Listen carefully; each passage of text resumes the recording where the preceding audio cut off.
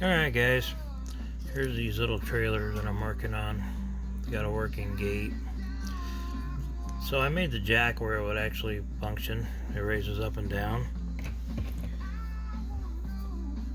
It's got the threaded rod. This slides up in the bottom of the trailer, and then this threads into it. So if you guys buy one of these, it takes a little work, man. You gotta run this in and out of there several times before it'll work. Once this is put together, you got this little cap. The cap goes on there. That holds this from raising up and down when you're trying to raise the jack up and down, or otherwise it stays in the same place and the threaded bolt just raises up and down with the cap. So you got to glue the cap on without getting the glue into these threads. Once it's on here, then your handle goes on the top here, and I just use styrene for the little handle. But this was the experimental one. I broke the piece of the jack trying to get it in there. So if you're not real good with this kind of stuff, I suggest just gluing this in. See that there? The lid popped off this one, and that keeps this from raising up and down. So what I suggested, just gluing this in and then gluing your handle on the top if you don't want to try to make it work.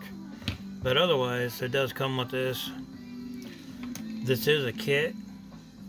So what I done is I make this where your leaf springs move, just in case that you don't get that fender glued in the right place.